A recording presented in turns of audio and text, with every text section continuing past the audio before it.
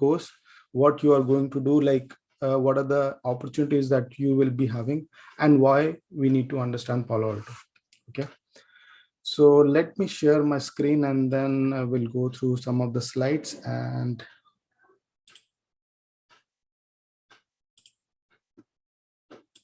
so guys, let me know if you are able to see my screen. Yeah, visible. Okay, thank you. Yeah, it is visible. So before we understand the Palo Alto, we need to understand some of the history of internet and why we are deploying Palo Alto in enterprise, or why we need to understand the firewalls. Okay. So basically, when the internet started and what exactly the network engineer was doing and how it got evolved during the time. Okay.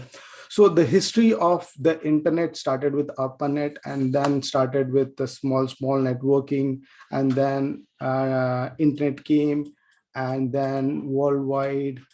And after that, the evolution of the internet came to Facebook, Instagram. Right now we are dealing with all the application in the mobile. First we started with PC, where we have to deal with we have to open the web browser from the PC. We used to log into laptop, or maybe what do you call it, the desktops and all.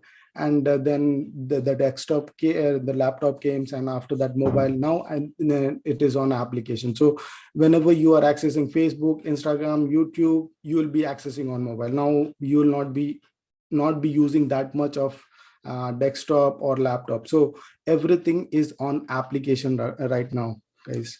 So during this phase, we have collaboration, we have cloud, we have so many things. Now the bandwidth of the internet got also increased, right? So what I'm trying to say is, before we used to have a website, now we will be having full-fledged YouTube. On YouTube, you will be having streaming videos, and that streaming videos are on 8K, 4K.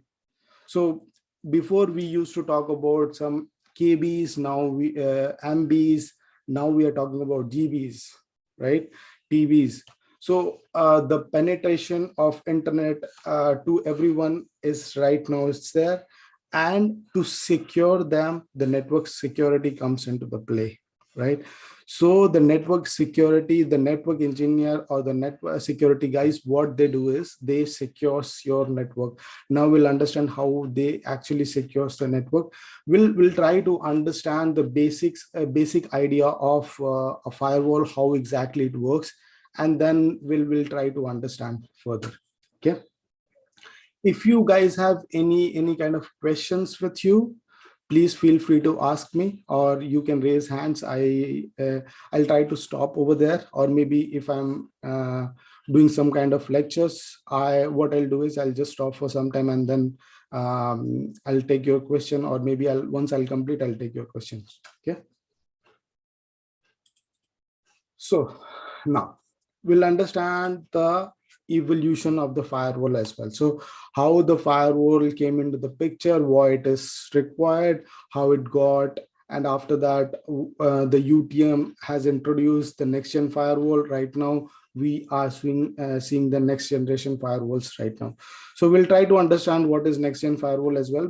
But first we need to understand the internet. Okay, so let me switch to the explanation. Okay.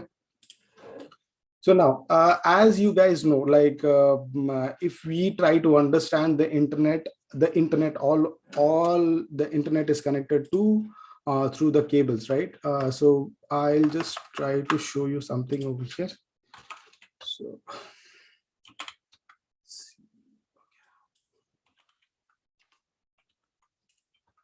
see cabling.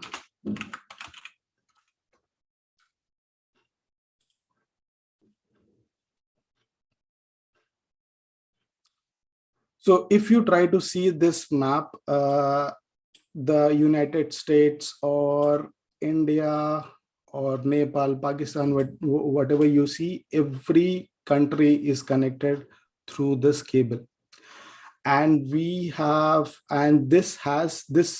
things are built by the network engineer. Okay, so basically what exactly the network engineer does is they actually built road. Okay, so, for what? For packet transition. So if a packet wants to go from one location to another location, say for an example, if I want to go from India to, let's say, US, so I have to follow some kind of path, right? So I will be following this path and I'll be reaching the US, right? So whatever the short route will be available for that particular packet, it will follow that particular path and it reaches to the destination, right? So basically, the networking can be related with our practical life. So whenever you try to understand any topics, I will highly recommend you guys to go to understand the practicality of that particular concept, and you'll be able to find it out. Okay.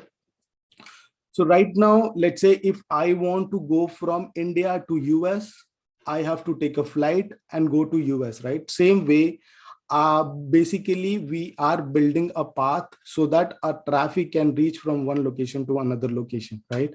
So this is how the connectivity is there from one country to another country, and the network engineer has built these connections. And with network engineer, now the paths are being taken, and later what happens is, let's say somebody wants to send some traffic, okay, at destination. So from India, somebody wants to send traffic to, let's say, Zimbabwe, for an example. Okay, now in Zimbabwe, if that destination don't want to receive some traffic, what they can do is they can block that particular traffic. Now in that blocking the traffic, security engineer will come into the play, and they are going to secure the traffic, or they should not allow any illegitimate traffic in the network, right?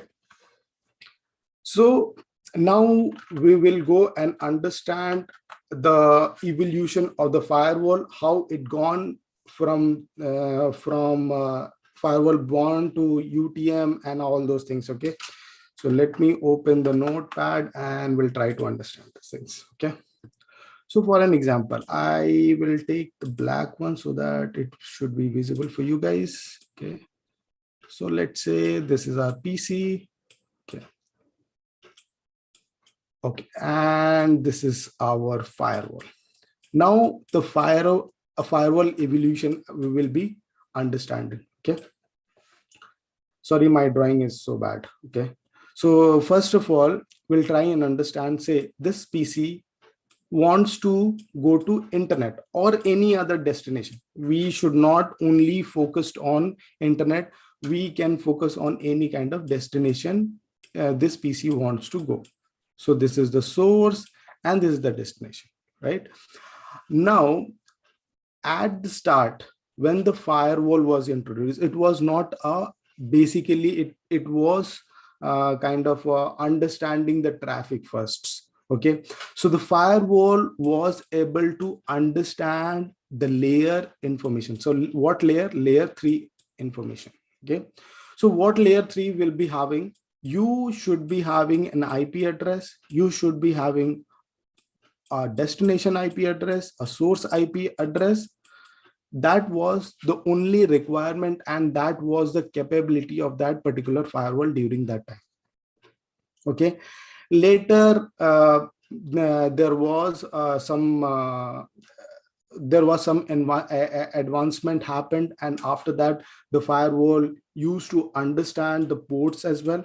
Okay, and what kind of traffic it can allow, which side. It can be outbound traffic, it can be inbound traffic. So slowly it started understanding the more visibility of the traffic. So understanding IP address, and then understanding port numbers, and after that it understand the state of the TCP or UDP or any other traffic. Okay, and then it move on, like from layer 3 to layer 4, then layer 7, right? So now it understands the application as well. Okay, so there are so many advancement has came from starting of the firewall to the current what we are having the firewalls, right? So it understands the application. Okay, now I will be correlating these things with the practical example what I showed you. Okay, so right now if I want to move, or if I want to go from one country to another country, okay, so what are the things that they are going to check? They are going to check your passport, their visa, and all those things. Whatever the documentation is required, they are going to check. Okay. Now, if you try to understand this, if you want to move from one source to another, now the firewall will come into the picture and it sees all your information. What is the source of your IP address? What is destination, where you want to go? Which port number that you want to go, right? And which application that you are going to access. Now, these visibility, the firewall will having, and whenever you configure any policy, it will be dependent on this criteria, and accordingly, it allows the particular traffic. Same way, if you don't have visa, you will not be allowed to travel to another country, right? Or maybe if you don't have any kind of issues with your criminal record in your city, or maybe if you don't have verification from your police department, you will not be able to travel. So that kind of criteria you have to build. You are a security engineer, you have to build that particular criteria, that these are the criteria that the traffic should be having, then only it will be allowed in your environment. Otherwise it will not be allowed, right? Now, to understand this, it was good. Okay, there is one of the most important thing that you guys need to understand, that is a stateful inspection was there. Okay, so now in stateful, what exactly happens, we'll try to understand. Okay, I understand there is a IP address, there is a destination IP address, there's a port that we understand. Okay, now let's say if this PC is initiating a connection to this destination, basically, let's say this is a server. Okay, this is a source. Okay, this is a PC. Okay, now it initiates a connection to this particular server. Okay, now it has some information: source, destination, port number, and all those things. Okay, TCP or UDP, whatever it is. Okay, now basically whenever you send this traffic to the firewall will see his policies, whether that particular source, destination, port number is allowed or not, and accordingly it actually allows or denies the traffic, right? So in this scenario, what used to happen is this is going outside, right? This is an outbound connection. We say as if this is outbound connection. If something is coming from outside, or you understand as a outside, it is a inbound connection, which is coming to the firewall or inside the organization, which is called as inbound connection. And this is going from your organization to outside. This is called it as outbound connection. Okay. Now let's say you implement a policy over here saying that if this is the source, if this is the destination, if this is the port, you are going to allow that. Okay, what is that? This is an outbound connection, right? Now if something coming from a reply is coming from this server, and it is as an inbound connection, what it is an inbound connection. In that case, it will not be allowed. Basically it will be denied, because we have created a policy and saying that whenever you see a outbound policy, you should allow, not inbound policy. So basically whenever a reply comes, it will be denied by default, right? Now again you have to create a policy saying that if somebody is coming from outside, the source is outside, the destination is inside, and the port number. and you are basically allowing that particular policy. So in that case, what will happen? In that case, you are opening a port or opening a basically a loophole. You are allowing a outbound connection, which is inbound connection, which is not good, right? You are creating a policy on external IP address, which is actually not acceptable for the organization, right? So if somebody wants to do some kind of if he wants to send some kind of illegitimate traffic to your organization, it can the system can be compromised and he can do a lot of things, right? So for that reason, there is a concept called as stateful inspection. Okay, now there is one more thing that I wanted to cover, but we'll be covering in the session with the deep details. Okay, but for now we will try to understand some of the things. Okay, so for that reason, the stateful firewall come into the picture. So what stateful firewall does is, whenever a PC initiates, in this scenario, whenever the PC initiates any connection, the source, destination, and the port number goes to the firewall. Now firewall in his memory, what it does is it saved all this information, source, destination, port number, and the TCP state as well. Right now we are not talking about TCP state right now, but we'll talk about the source, destination, and the port number. Okay, so what happens is, whenever somebody or if any traffic is going through this, if anybody is asking any questions now.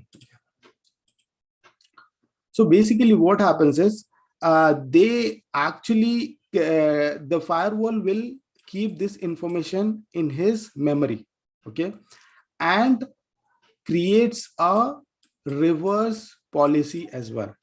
So the source will become the destination will become the source and the port number, and creates a reverse policy. Basically, let's say the source is 1, the destination is 2, and port number is 3. So in this case, the destination will be 1, okay, the source will be 2, and the port number will be 3. I'll talk about the source port number and the destination port number. For now, you just understand this is a simply a port number. Okay. So whenever the reverse traffic that is coming source and destination, actually it allows the connection without creating an extra policy. There will be a burden to the firewall to store this information, but at the same time, we are protecting our network by creating a policy, a mirror, or I can say a mirror policy. So whenever a traffic passes through a firewall, it creates a mirror of that particular policy and it allows your connection. So now to process that particular policy, you need to understand, whenever a user is asking for a connection, they will say, I have seen in my organization, or like in a lot of organizations, the user will not understand this. They will say, I need both direction, like I need a connection from the source as well as a bi-directional connection I want. But you need to ask him whether you need the destination needs to initiate a new connection or just need to reply. That's all. So if they are saying just reply, then you just need to create one rule. But in case of bi-directional, you have to create 2 rules, right? From source to destination and destination to source, because it only works when you are initiating a connection from source to destination, not from destination should only the destination. I will come to it. So when a destination is replying to your connection, during that time the stateful come into the play. Otherwise, if he is initiating or the destination is initiating a new connection, in that case the stateful will not work. Yeah, please. Yeah, so the question is, apart from that, like I have two questions. Will that be possible to get this training in Hindi? See, I don't think that gonna be a problem, but in Hindi, it's a plus point to get this understood and deliver at any platform that we want to like explain. So, like, Sumit, that I'll discuss with you separately, because we decided to go with the English batch for this. okay. And there are some people who's joining from outside India, so they might be not able to understand Hindi. Okay, no problem. See, that's what I mentioned, though I don't have a problem with that. But I have one question more. Like, does this course contain all the topics that will help us crack the interview and the future certification of Palo Yes, as yes, well? of course. We're coming on that also, Okay. the content of the course, but which we supposed to deliver in this. Okay. Okay, no worries. Yep. Okay, please. Yep. Thank you. Yeah, because continue. Okay. So as we understand the stateful, to answer, basically, see, whenever we go to the course content of this, you will understand that while completing your course itself, you will be able to eligible for any kind of interview. You will be able to answer the questions, and whenever I'll give you some of the links that you can go through, and you can prepare for your interview. Like, you'll be able to answer that questions as well. Okay, so don't need to worry about those things. Okay, now, so regarding the stateful inspection, as I was explaining, it only works when you are initiating connection from source to destination and destination is replying to that. It doesn't work when you are initiating a new connection from destination to the source. You need a new rule for that. Okay. Now, basically, what exactly happens? Okay. So we'll try to understand. So the first thing, the firewall was able to understand the IP address. Then it used to understand the port numbers, the layer 4 information, and then it tries to understand the data as well. So in data, we have got 7, 6, and 5, all the layers: the session layer, the presentation layer, and the application layer, right? So it tried to understand the data as well. And it also does understand the information about the user as well, right? So in the data, we have got application, we have got URL filtering, we have got data leak prevention, we have got file blocking, and we have got SSL inspection. There are so many things that the firewall can do inside. It goes to the data and understand the data and does lot many things. Okay. It also understands the user as well. Okay. What user is doing what. So with the help of user ID, it understands the user, where what is the user, what is the name of the user, what he's trying to access, what he gonna do, what he is capable of doing it in the network, whether he can access on server, whether he can access the database, whether he can go to URL, to the internet or not. So many things it can does with those things. Okay. Now, we need to understand few things, and there are so many questions regarding a UTM and a next gen. Okay, we'll answer that. So in UTM and in next gen firewall, what exactly it is? Okay, so we'll take an example of the Cisco, how exactly they does and what exactly happens during that time and what checkpoint does it. Okay, so basically in Cisco, what happens is Cisco has a device for everything. Okay, Cisco has a firewall. Okay, Cisco has a proxy. Cisco has a VPN concentrator. So Cisco will have all the devices. But in UTM, what happens is you will get all the functionality in a single device. But in next gen firewall, what you can do is you can select the feature whatever you want and you can use it. In UTM, you have to use all the features, but in next-gen firewalls, you will have the option to choose which features that you want to use, and you can use those features, right?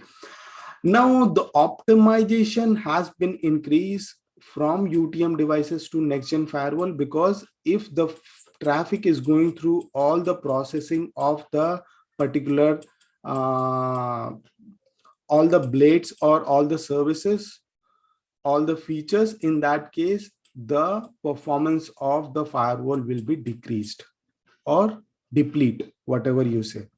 But in case of next gen firewall, whatever features that you want, you can enable that and you can use that particular feature, and the performance will increase in case of next gen firewall. Why? Because you are not using those features what is not required.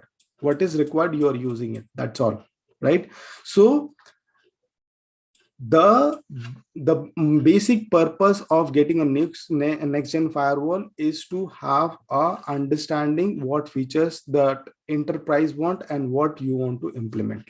Okay, I'll show you one data sheet that you guys will be able to understand. Give me a minute, I will try to show that for an example. Palo Alto 30 seat. Let me erase this. Okay. So if you try to understand over here, okay. Now the performance of that particular Palo Alto firewall. Okay. Now when you enable app ID, the speed or the bandwidth of that particular firewall is this. When you are enabling the threat prevention throughput, it decreases, right? When you are implementing IPsec, it also compromised on the bandwidth. So it happens with all the firewalls, it happens. So whenever you need to understand, like whenever you choose any services, you need to understand, you have to refer the data sheet, you need to understand what is the throughput that I'm going to get and what is required, how much user I have, how much bandwidth that I need to allow for that particular environment, and then accordingly we have to act it. Okay, so why you might have seen why there is a different device for load balancer, why there is a different device for proxy, why there is a different. So if you might have worked on enterprise network, you might have seen a different devices for different services, because they will be having a huge number of users. Okay, now let's say in an office, if you have 2000 users, the traffic will be more, and if you want that only one single firewall can handle all the services, as well as it can protect the data, it will be a little difficult for firewall to deal with that. Okay, now that is the reason we have a different understanding. So whenever I say router, okay, router, or maybe if I say any other a firewall or a Fortinet or any other thing, a small branch network, in that case you will be seeing the router will be there, the switches will be there in that particular small office, home office devices. So you will be finding the switches, there will be few ports available, there will be wireless connectivity, there will be what you called router will be there, you can do a NAT, you can do small firewalling as well. Okay, because you are expecting not the very huge traffic, a small number of traffic. That is the reason a firewall will have that many things and it can handle it. But in case of enterprise where you have 1500 or 1500 users, in that case it will not be feasible to have a firewall with all the features enabled, and it handles the routing as well.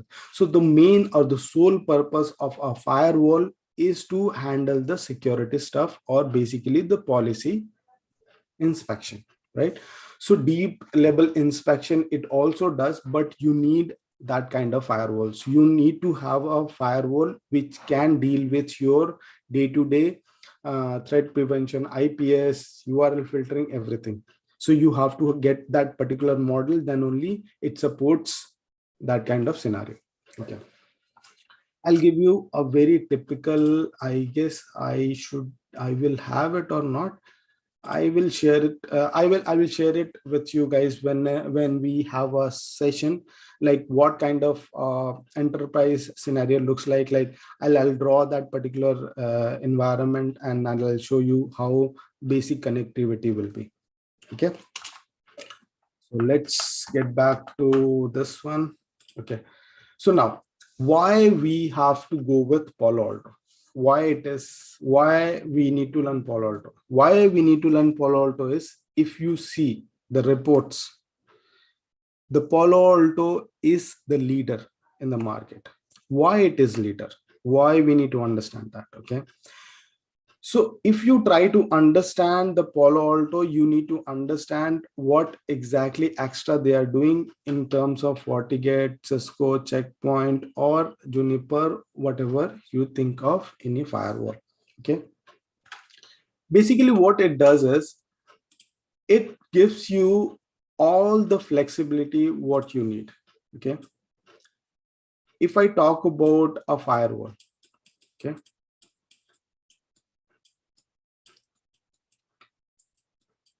It has a port. You can convert this port to a L2 port. If you want to, you can convert to L3 port. If you want, you can convert to virtual route, a virtual, what I called, I'm not getting that particular name. So you can basically build a firewall. You can basically hide that firewall. If you want, you can monitor the traffic. So no matter what flexibility you want, you can do it in firewall. There will be some kind of limitation for that particular interface, but you can do a lot more things. Okay, so many things you can do with the help of firewall. You can do routing, you can do URL filtering, you can do data blocking, you can do so many things. Like no matter what you think of related to security, you will be able to do in this Palo Alto firewall, and you will be having flexibility as well. Okay. Now, let's understand a scenario. Okay. For an example, a device. This is the device that we, okay. Basically, a device will be divided into two planes. Okay. One is called as data plane. One is called as control plane. Okay. What is data plane and what is control plane? We'll try to understand few things about it. Okay. A very simple and very easy explanation: the traffic which will be processed by the device will be a control plane. Okay. And the traffic which is not processed by the device is called as data plane. Okay. Now, for an example, if there is a routing that is going on, routing that I'm running on this routing process will be dealt by this firewall, which is known as control plane, and with something which is let's say a source, a destination, they are talking to each other, right? In that case, it is not processed by this firewall. It is just to forward the traffic. It just takes that particular inspection and process and forwards that particular traffic to the destination, which is known as data plane. It is not a control plane because it is not processed by the particular device, right? It has to be processed by the destination device, not the firewall.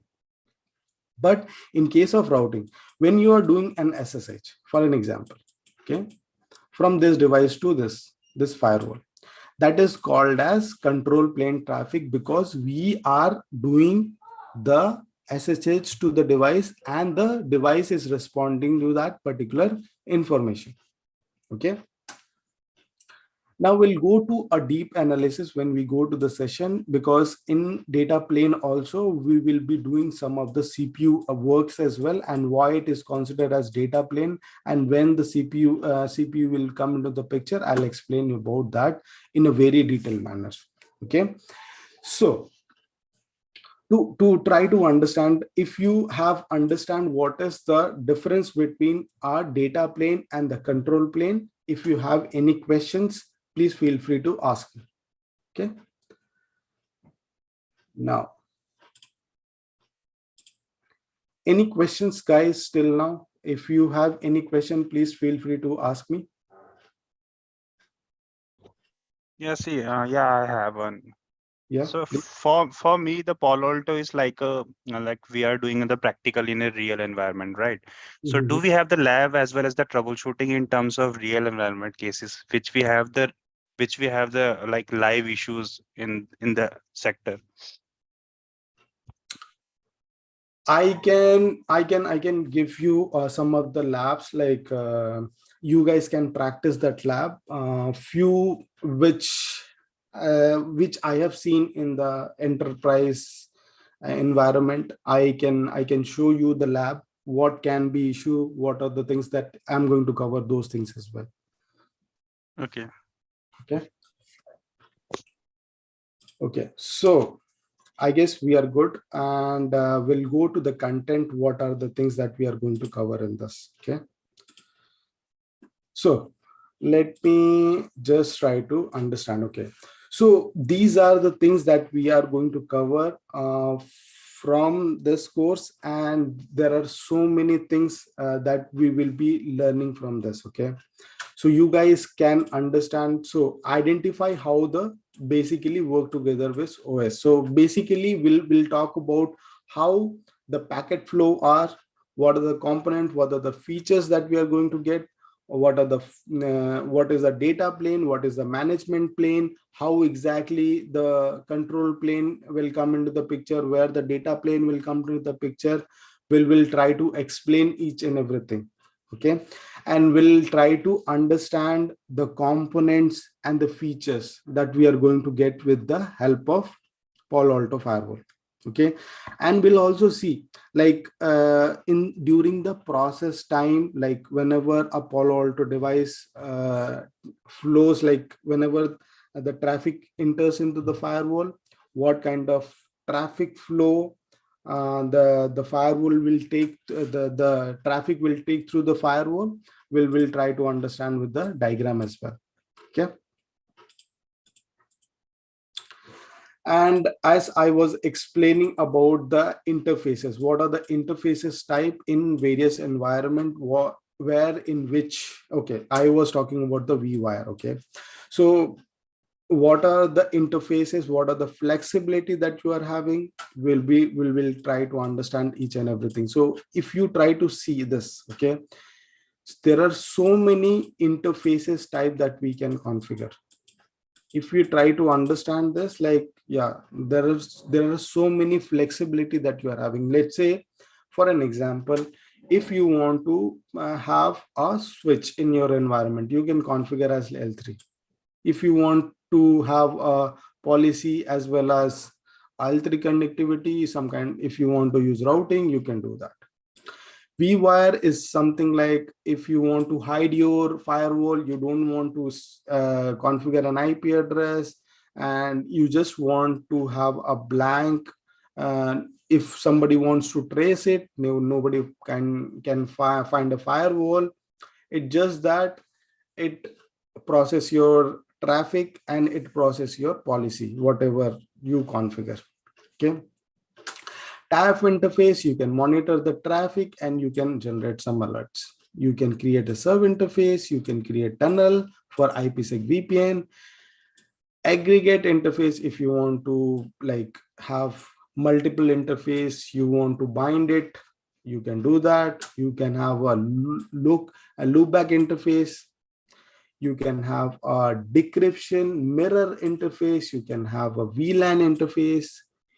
you can do profiling as well. In VLAN interface, you can profile the management, the SSL, TLS profile as well. You can do that. So there are so many things that you can do with the help of, and basically this is not only for study. We will be using in real-time environment as well. Okay. So if you go and work in a real time, you will be finding all these interfaces which will be used. Okay. But there are a lot of uses of that. You just need to understand whenever that particular scenario comes into that picture, you have to basically configure that interface. Okay.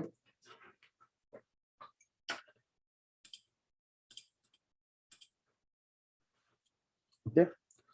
So in this, you can configure the management, what kind of access that you want to give to a firewall. Okay. So based on the interface, whether you want to give SSL, SSH, or you want to give some kind of profiles that you can create, like only this, you can create a SOC network. Okay. The SOC network can access this interface, or they can access the HTTP and SSH. That's all they can access, right? So those things you will be able to create in the policy. You can configure the SSL and TLS profile as well. Okay. And we will be creating all this information, like we will be creating this task and we will be giving you guys, and you guys will be creating those things, and you can understand the use case as well for this. Okay. Now we'll define or design. Basically, whenever you deploy any firewall, you need to understand the Palo Alto firewall, what kind of it is, where we can deploy what kind of scenarios. Okay. So whether we have to consider the HA, that whenever you configure, or when you are building a site, HA, what kind of HA, whether it's active, passive, how the firewall failover interfaces will be connected, how the link will be connected. Those things you have to have a deployment in advance, because you are going to build that particular network, right? When you have like more firewalls, you can basically create some kind of configuration file, and you can implement that particular firewall to all the devices, right? So that kind of scenarios will be there. Okay. You can do a link monitor or path monitoring. Let's say if you want to monitor something like if you have two ISPs, 1 and 2, let's say if you want to do a path monitoring, some link goes down, the other link will be useful, right? And we will be having a dedicated HL link in Palo Alto Firewall, right? So in Palo Alto Firewall, we will be having a dedicated HL link where only that is, you can use it for data, but it is recommended by Palo Alto that you should use for HA only. Okay, because there are so many datas which will get sync during their configuration or data processing during that time, and that will be useful. Okay, when you configure config sync as well, in that case what happens is, like, you are basically monitoring this or sending the session to other devices as well. I'll explain you that as well. In failover, what happens when you are failing over to a passive device or other device? What are the things, what are the changes that happens? How basically the other firewall will take all your data and tries that particular takes all your data from you, and singly he will forward all those traffic. What will happen to the user? Whether user will come to know that whether something happened in the network or not. So those things will be taken care during the firewall failover section. And active scenario, active passive scenario. This active scenarios are like very much complicated, but active passive you can implement, and it is easy to understand. Okay. I was talking about the HA interface. There are clustering. There is election settings that you can do. Which firewall you want to make its primary, which you want to make secondary. You can do it as well. So clustering will come into active, all those things. Okay. Now we will deploy and configure security profiles. Okay, so basically why we are doing this, because let's say if I want to create a security profile, so basically why we are creating security profile, what kind of URL filtering that you want to do. So for an example, a finance department, okay, or marketing department. The finance don't need Facebook, but marketing department need Facebook. So you can create a group, security group, saying that this URL filtering group will be used by the finance department, which will be where the Facebook will be blocked. But in case of marketing, it will be allowed because they want to do marketing for that. So you can create different security profiles for different users. Okay. Now we'll be covering the URL filtering as well, the header in the username. Whenever let's say for an example, if you want to configure some kind of HTTP header in change or something, we will be able to do it. Like say, let's say for an example, if you want to access an HTTP or HTTP website, you can put your own whatever. If you want to change that particular information, the user initiated, you can do that as well. Okay. DNS security, how to tune the exceptions, and there are so many basically profile settings that you will be seeing in the threat preventions, or you can do lot many URL filtering. Basically in URL filtering, so let's say I have a group which says as social networking. In social networking, there are so many URLs will be there, right? So in that URL, basically you want to allow some of the URL. So let's say in social networking, you want to allow Twitter. Okay. So you are blocking a URL filtering. Basically, you are blocking that particular category. Okay. And you want to allow a specific URL, you can do in advanced URL filtering as well. And there are so many URL categories will be there. Okay. Okay. Now this one. So this is to authorize, authenticate, and device access. This is only to authenticate or basically authorize the access to the device. There are so many. So you will be having access. So what I'm trying to say is role-based access for authorization. Okay.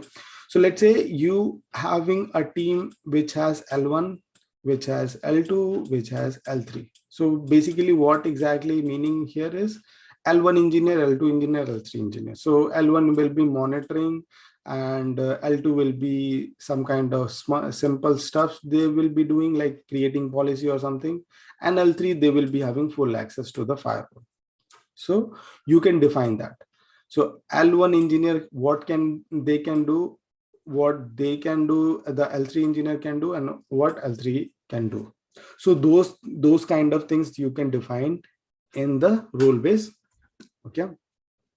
And you can do a different methods to authenticate basically. So what you are going to authenticate itself, you can do authentication based on your username password. You can do it through TechAx, Radius, two-factor authentication. There are so many, and you can put a authentication sequence as well.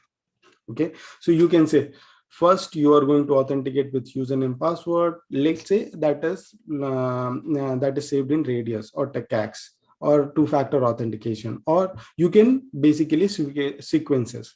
So first two-factor authentication, then Radius. If it is not working, local. Like that, you can create that kind of sequences, right?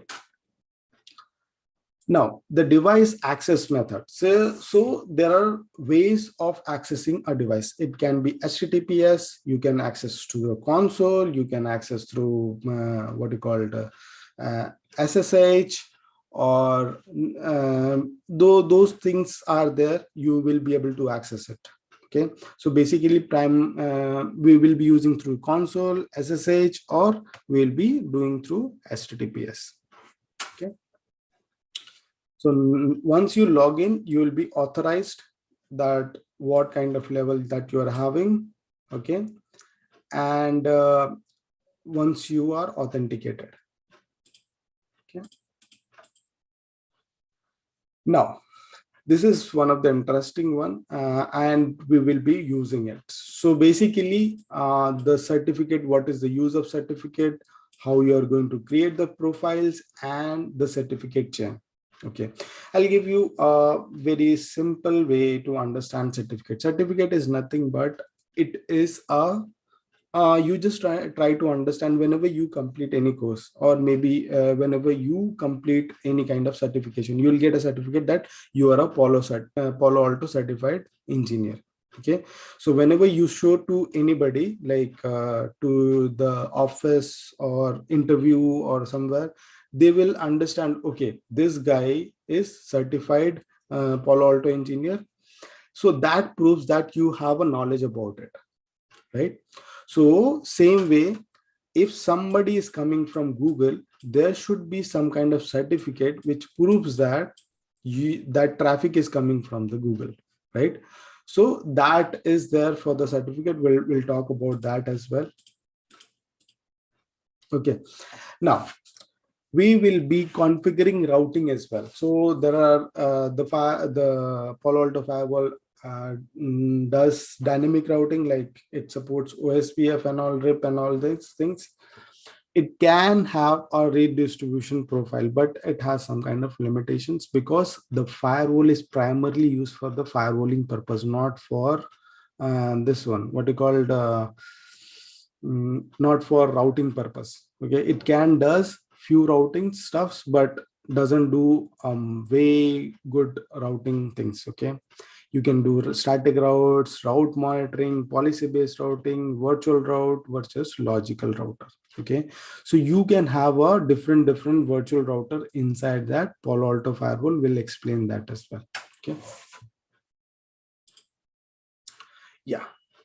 This is also an interesting topic, that is a NAT, and NAT is used everywhere. Wherever you see, NAT will be there. Without NAT, the company cannot run and you will not be able to internet. Even in your home as well. Right now, you are using mobile, or maybe if you're using, let's say, through the desktop, PC, home network, NAT is everywhere. Without NAT, it will be difficult to go on internet until and unless you have a public IP address which is configured, and you have to pay a lot of money for that. So without NAT, you cannot go to public. So basically, we will be changing the IP address from private IP address to the public IP address, so that you can go to the public, access it, and come back. Okay. So we'll talk about, there are different ways to do a NAT. They're not policy, security policy, source NAT, no NAT, and how you are going to find the rule NAT, U-turn NAT, and hit counts. That's all. Okay. So with this help, I guess you will be able to understand the concept of NAT and what are the NATs that we are going to configure. Okay. This is the key, and this is, you'll be seeing in all the companies. So IPsec tunnels. So site-to-site VPN. I'll tell you a very basic understanding of an IPsec VPN. Okay. So let's say you have a partner.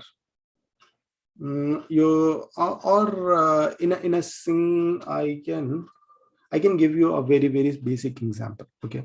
Let's say you are sitting here and your friend is sitting here, 1 and 2. Now you want to talk, right?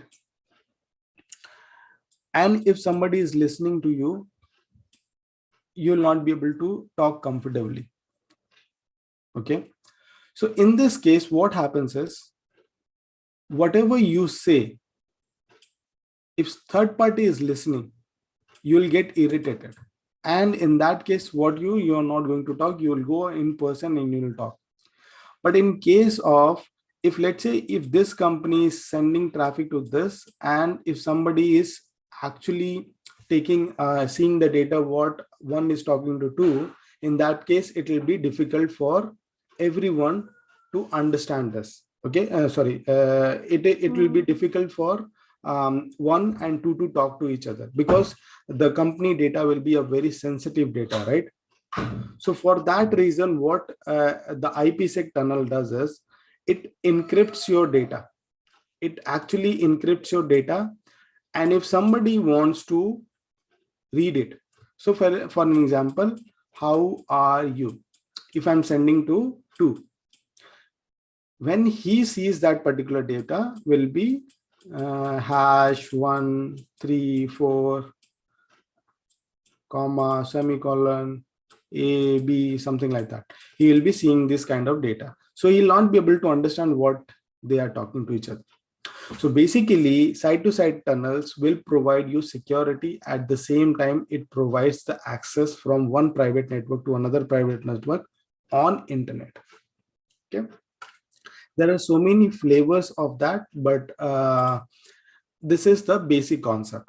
In that we have GRE, we have, and we are going to cover this IPsec tunnels, or we'll try to understand the side-to-side VPN in this sessions. Okay. Okay. Now we will have to configure service routes. Why we need a service route? Service route is nothing but, let's say, if I want to retrieve something. So how exactly Palo Alto works in this? For an example, this is a Palo Alto device. Okay.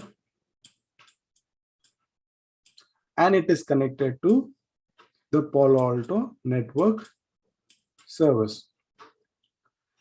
Now let's say we have something called as some kind of signatures, or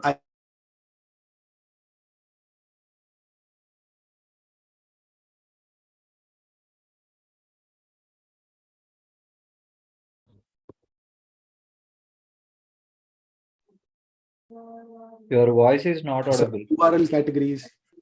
Yeah. Your voice is not audible. Is it? Yes, yes. Can you hear me now?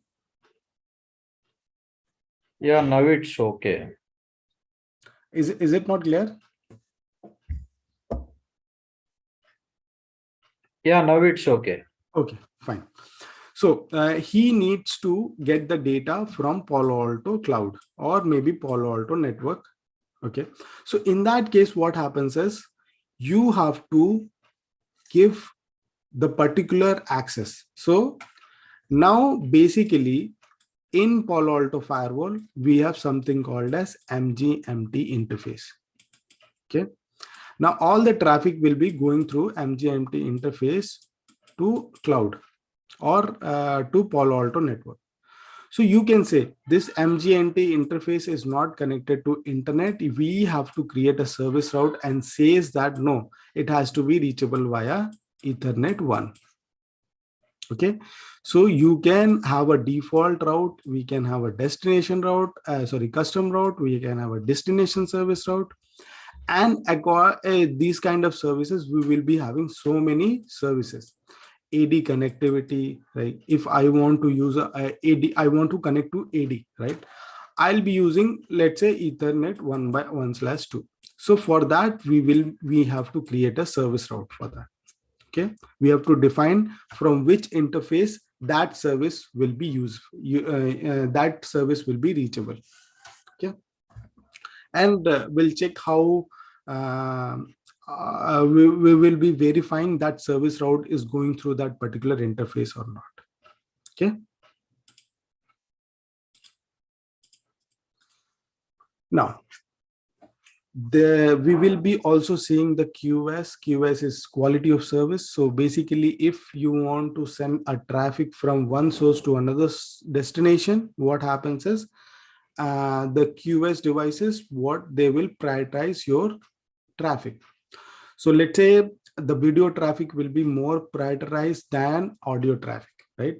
Because in video, when you are sending the traffic, it has to be as quick as possible instead of audios, right? So we will be having those options available as well in Palo Alto, that it gives you a quality of service as well. Okay, so you can do lot many, but it has some kind of limitations as well.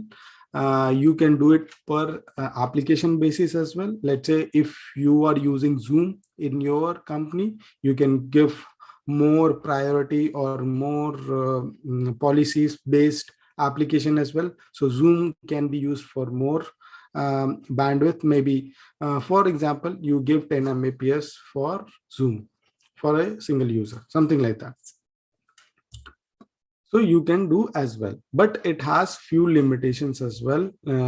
Once you are an expert of QS, you will understand that, and I'll try to cover that as well, what we can do in routers as well. Okay, now app ID. App ID is one of the best thing that Palo Alto is having. So app ID is one of the best way to describe, is like, I'll explain in a very simple, or I can say a better way. So let's say this is a server, okay, and I have enabled app ID in our firewall. Okay, now what happens is I am sending the traffic from this source, okay, from this PC to this server, and this server is running 443. Okay, now I am going to access this web page from this server. Okay, now in the app ID, the rule says that whenever you configure an app ID, it has to be on. So HTTP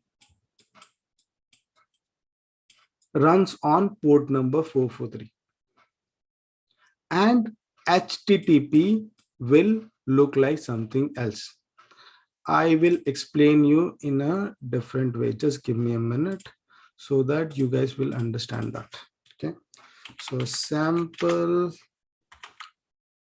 packet capture for HTTP. I'll not take HTTPS because you'll not be able to see that particularly. So I'll just take HTTPS. I will not take HTTP. I will take, so that you will be able to understand. Where is that sample? I want samples. Okay. Where is that? I will take, where is that? HTTP. Okay, not this one. Control F.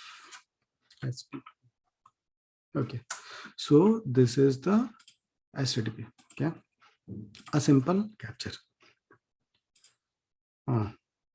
Wireshark ones, and I will also take, what is that?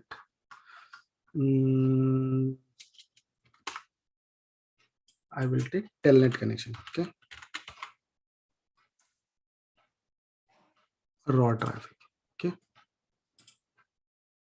let me open both of them and I will just compare it. So download HTTP. Okay, so let me just compare this with telnet traffic. Okay, so let me delete this and I will follow it. TCP stream. Okay. Oh no. And I will take this as well, follow the TCP stream. Okay. How this will go. Okay, it went. So I will, this is the telnet traffic that,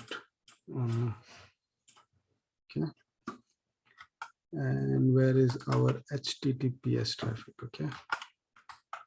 HTTP flow. Okay.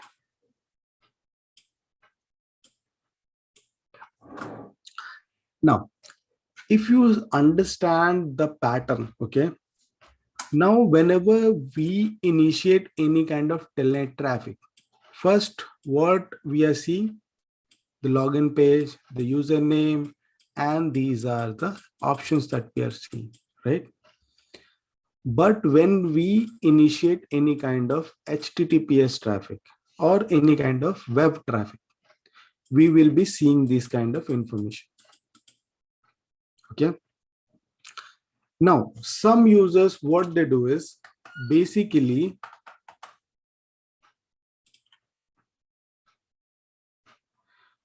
okay, just give me a minute. Oh, yeah. So basically what happens is, let's say this user is sending traffic to this, and they will do a telnet and test the connection. So now when they do a telnet on 443, for an example, the traffic will be different. That traffic will be little different compared to when he sends an HTTP or HTTPS traffic. So the content of the traffic will be different from telnet to HTTPS, right? For that reason, the app ID will never allow that particular connection. So it understands, it goes to the data payload and it tries to understand what exactly they are doing, what exactly that is happening. So the app ID is so intelligent, it and understands what kind of traffic it is and whether I should allow the traffic or no. I will show you during the session as well. If I allow HTTP session, whether the telnet on port number 443, because I'm sending the traffic on the correct port number, whether the telnet traffic will be allowed or not. I'll show you during the session as well. Okay, now global protect. Global protect is a feature to connect the remote user. Okay, so basically this is a solution for when you have a user which is going outside of your organization, or they are working from home. They will be connected to your network and they will be start using all your company resources when they are connected to global protect. So there is an application which get installed in your PC, and once you are connected to your organization, you will be able to access that, all your data which is there in your company. Okay, so we'll try to see how the licensing works, how the portal works, how the agent is working, how HIP, configuring multiple gateways, and split tunneling. How exactly, what are the concept is, we will be trying to cover everything. Okay, so now basically what happens is, when you are configuring our decryption, why we have to decrypt, what if we are going to decrypt. Decryption is nothing but when you are sending an HTTPS traffic. Okay, now let me tell you, the users are going to HTTPS website. That website can contain a malware or a virus or a illegitimate information as well. So in HTTPS, what information they are actually transacting between these, this will be inside the HTTPS tunnel, and the firewall will not have any visibility. It just sees the traffic is going on 443.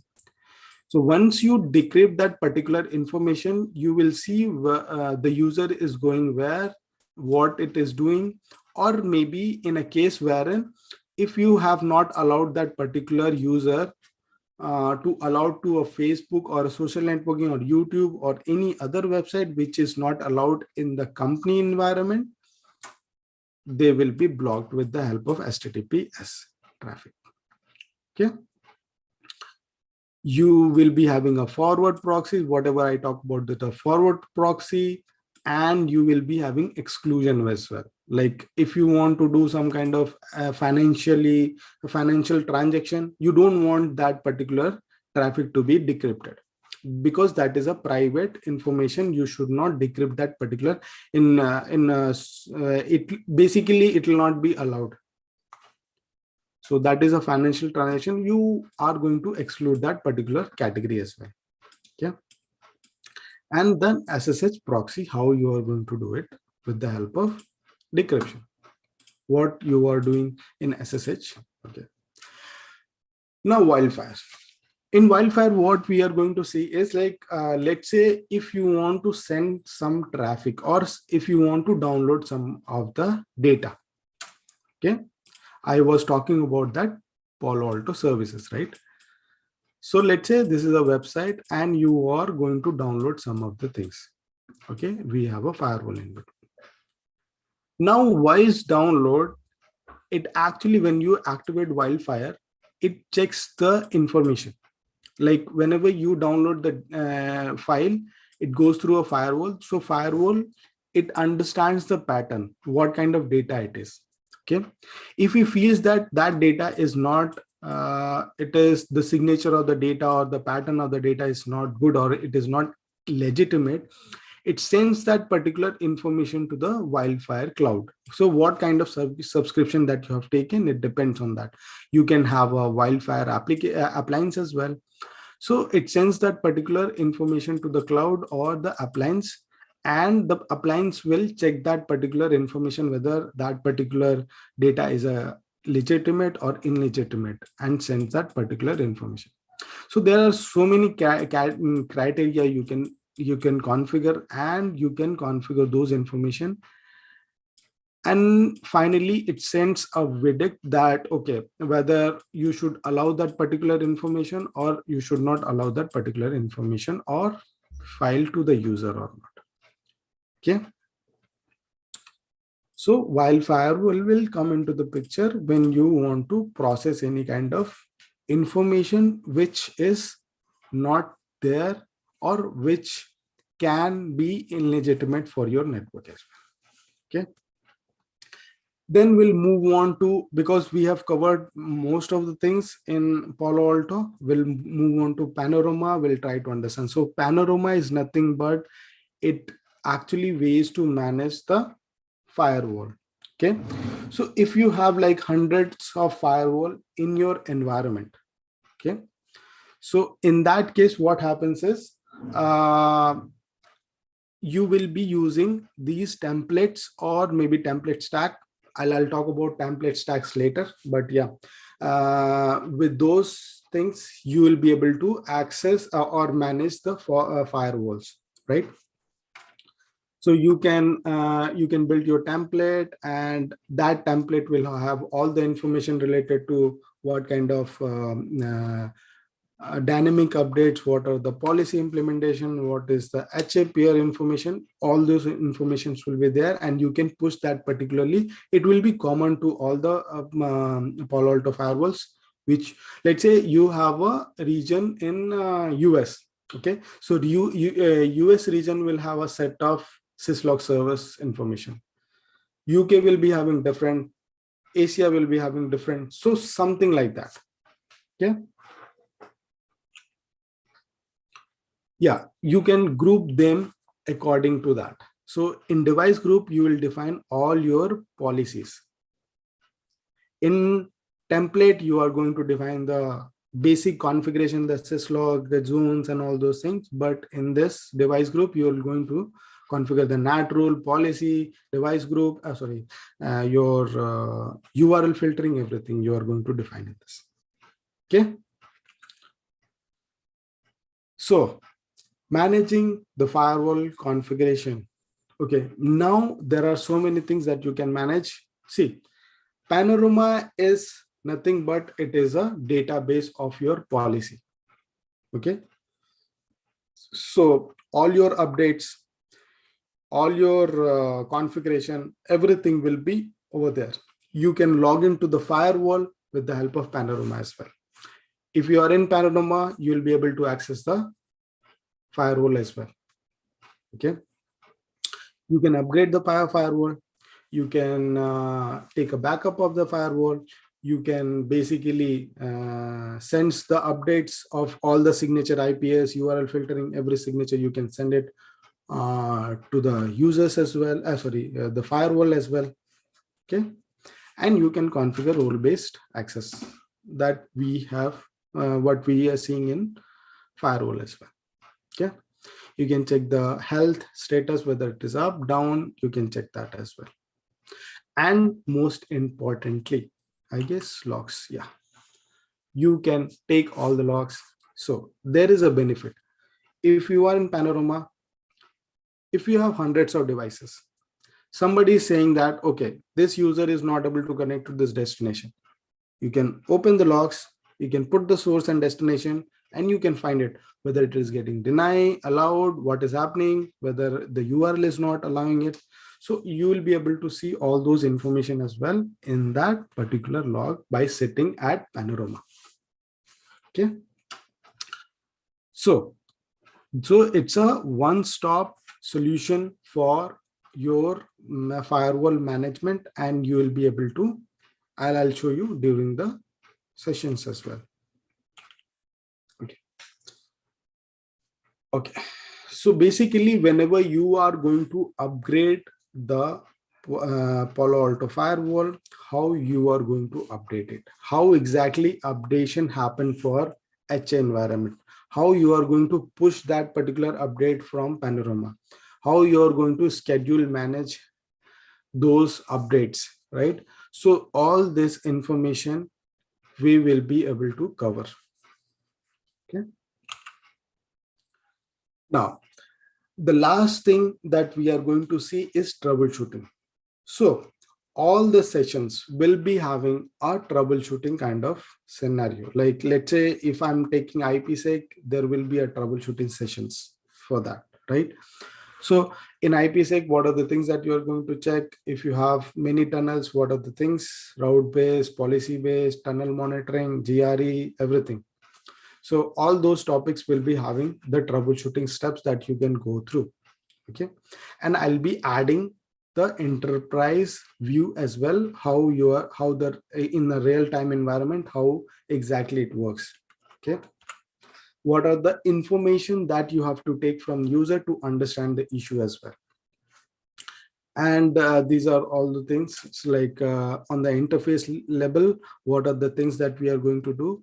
Like whether the lights and settings that you are going to do, and also packet capture, deworks, we will be seeing that as well. Okay. And also the troubleshooting as well. The routing troubleshooting, the redistribution profiles, the static route, how we are going to troubleshoot it. Is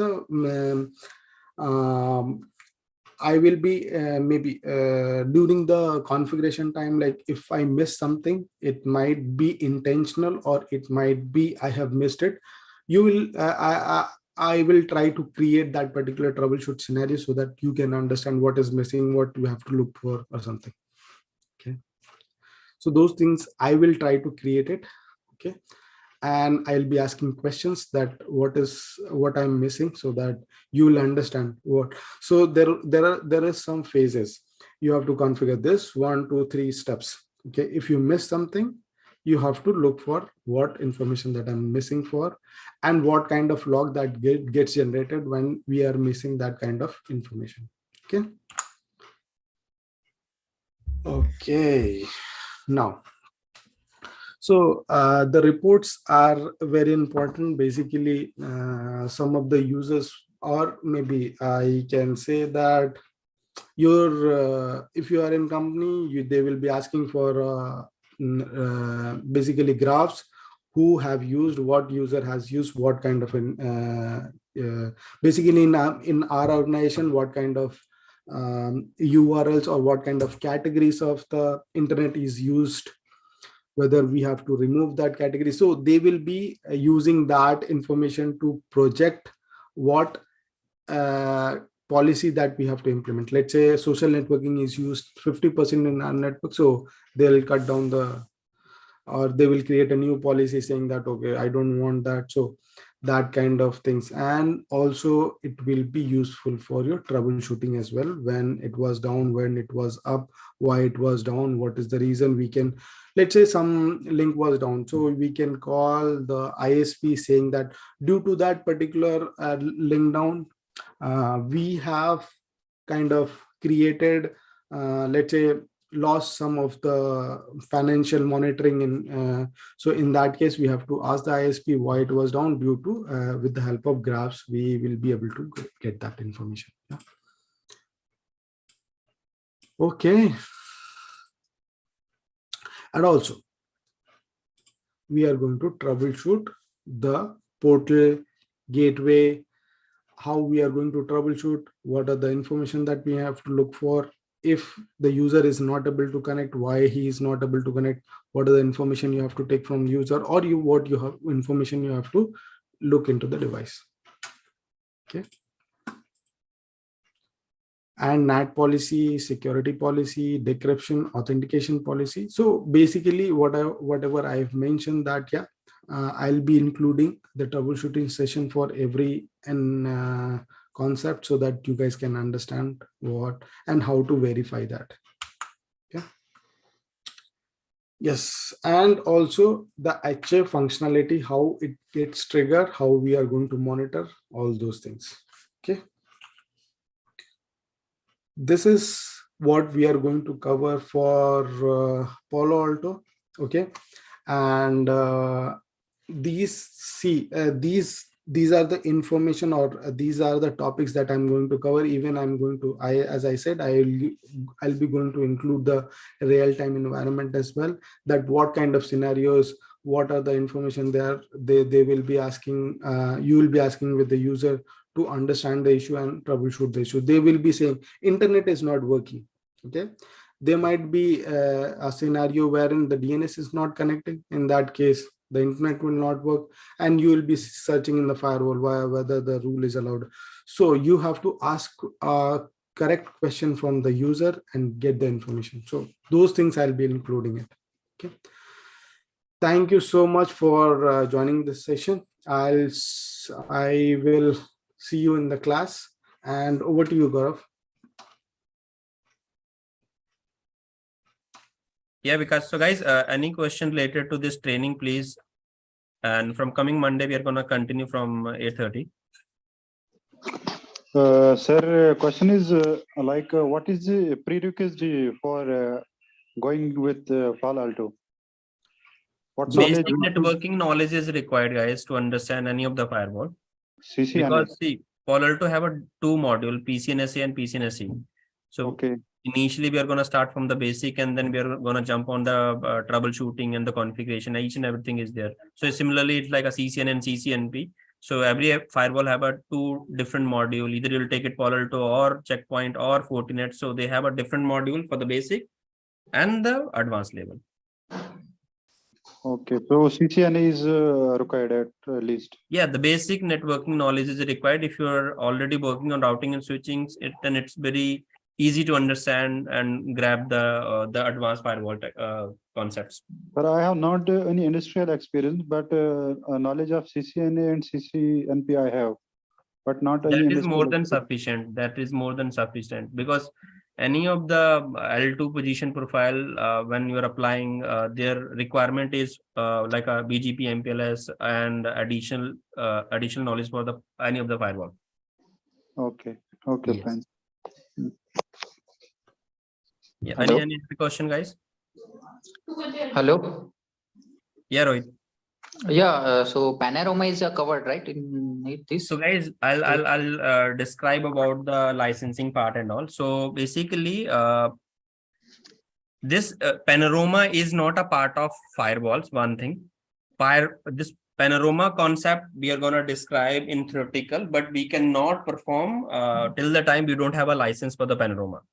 Right, right. If Yes. you Okay. guys need a Panorama or you need a license lab or something, we have another solution, but that is very expensive. That if in case somebody is taking a one license, like a firewall as well as the Panorama, the only for the licensing part is $300 is involved. If somebody wants to take it, yes, we have that solution also, but this training is basically on PCNSA, PCNSE. However, Panorama is a separate topic, but Panorama concept should be, we are going to clear in this particular training. Okay, okay. Yeah.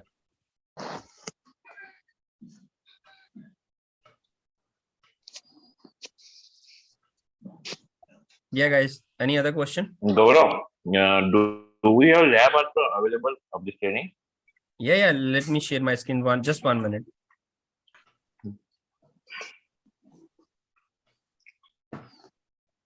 Vikas, can you just stop the screen? Yeah, sure. Stop. Sure.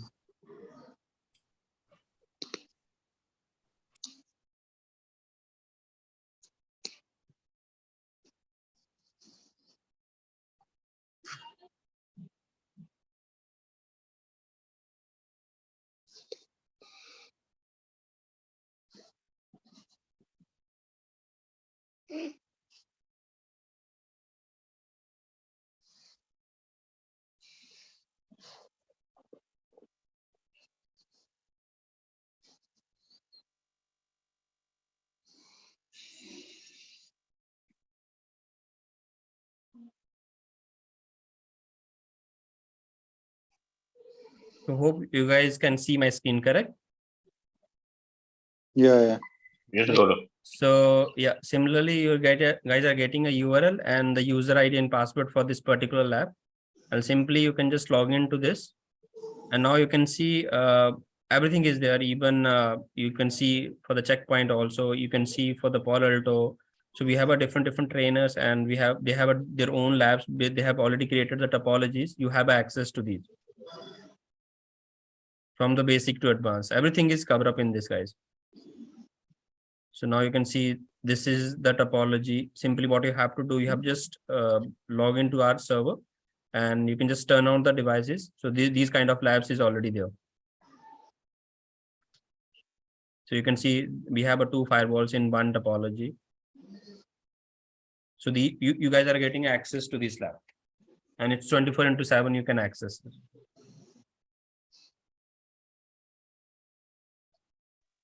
Okay, Gaurav, thank you. Yeah. Any other question, guys? From when the class is beginning? Monday 8:30. 8:30 to 9:30. 90 minutes. That means 8:30 to till 10. Okay. Every day. Yeah, Monday to Friday, correct. Gaurav, any weekend batch that is started? Weekend batch is starting mid of Feb. But in that particular batch, if you want to join, yes, guys, you can join that also. But that batch is dedicated, is only for the official Palo Alto training. However, this is also official training. But in that, whatever the session we are going to conduct, that is on the official lab. And official lab means we are giving access to Panorama as well as the licensing lab license for the firewalls. So if you guys are okay with that, yes, you can go join with that also. I just want to join the weekend networking, batch. we divided 2 course for Palo Alto. The one is without the licensing and the one is with licensing. With licensing, everybody know, yes, the cost is involved, and however that cost is not that I have a profit or something. Yes, I supposed to pay to Palo Alto.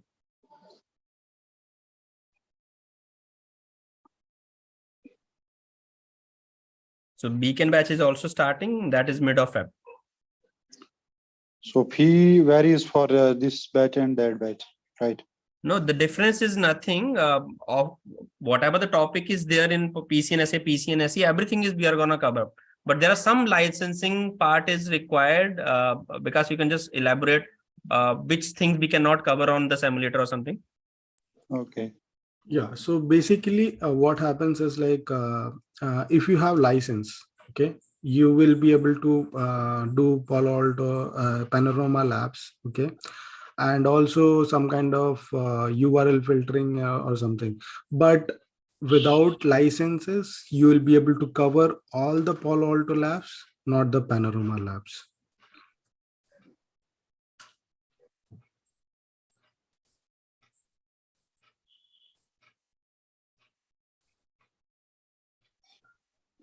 Oh, what will be duration of this weekend batch? It So will it, be 90 minutes or more than? On the weekend, it's around 3 hours on every Saturday, Sunday. So 3 hours on Saturday, 3 hours on Sunday. And on the weekdays, it's 90 minutes every day.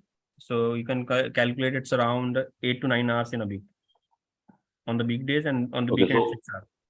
So what is time of this weekend batch? That we haven't decided. It's most probably in the morning around 11 or 12 on the weekend. Okay. Okay. So thanks, guys. Thanks, Vikas. So we'll continue from the Monday. Okay. thank you, thank you. Yeah. Bye. Okay, thank you. Okay. Thank you. Thank you, Gaurav. Thank you. Bye. Sir, one more question. Yeah. Please go ahead. Yes, Guru has attended the Shagu classes.